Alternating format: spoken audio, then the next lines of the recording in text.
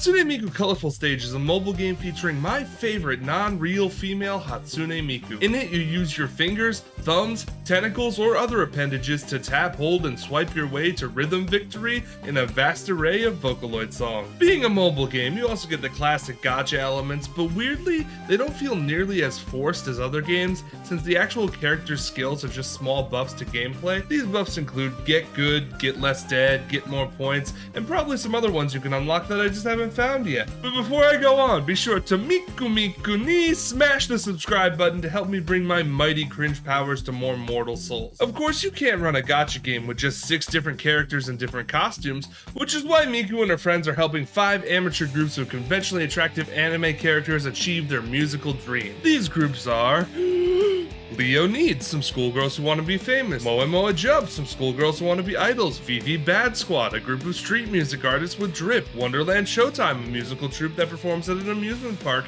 And Nightcord at 2500, who are a bunch of e-girls and edgelords. The lore of this game is that Miku and her friends are extra-dimensional beings that sense when musically talented people are struggling and generate a pocket universe known as a Sekai. That's why the game is called Project Sekai in Japan. And then hacks the person's phone to let them isekai to that universe whenever they want.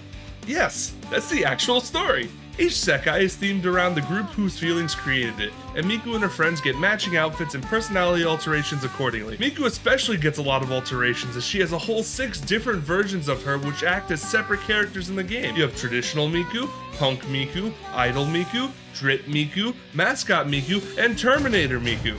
Each of them has a different personality, especially White Miku, whose voice is even tuned to make her sound more unemotional and robotic. I'll be honest, for a mobile game, Colorful Stage has a really significant level of polish on everything about it, and even throwaway content like the story content or gacha graphics have a ton of polish, and you can tell the effort was actually put into them. In terms of actual gameplay, the game's pretty straightforward. You pick a song, hit, hold, flick notes as they come in time with the rhythm, get rewards, rinse and repeat. Your group of characters gain XP after every song, and even have a prestige level that changes their art and upgrades their abilities. But even with the strongest abilities, you'll still have to get good if you want to do hard or expert levels perfectly.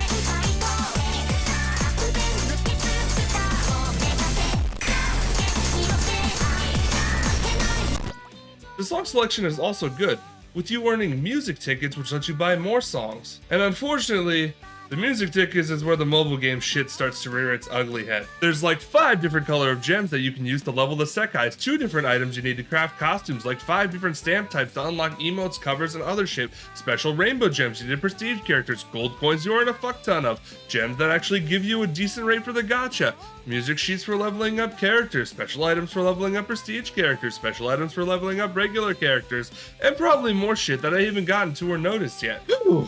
Okay.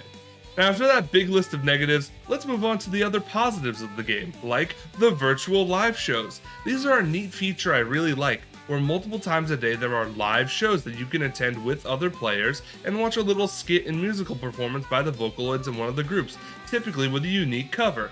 It's nothing crazy, but as a Vocaloid fan, I really like it, especially because it's the closest anyone outside of Japan is going to get to seeing Miku until Miku Expo comes back. And at worst, it's a thing you open up and you set aside for 5 minutes so you get a free 300 gems, so it's a win-win for everyone. For the whole gem economy references, a 10 pull in this game costs 3,000 gems, and you should always do a 10 pull, as it guarantees you get a 3-star, and from my limited experience, the 4-star drop rates are actually pretty generous. But goddamn, why are all of my 4 stars from Wonderland Showtime? They're awesome, but I want a 4-star trip, Miku!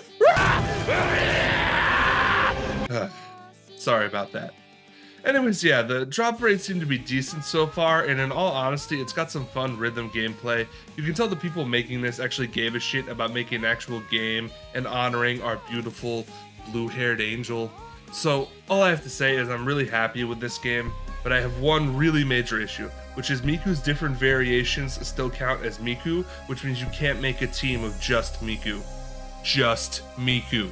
Just Miku. Just Miku. Mortals. I hope you enjoyed that video. Now loot the like button, smash the subscribe button, and comment below. Then select one of these fine videos to watch. Or else. Okay, look, I wanted to get this out on Miku's birthday, which was on the 31st of August, but I'm too much of a cringe perfectionist to do it right, so we took a little extra time. Please forgive me.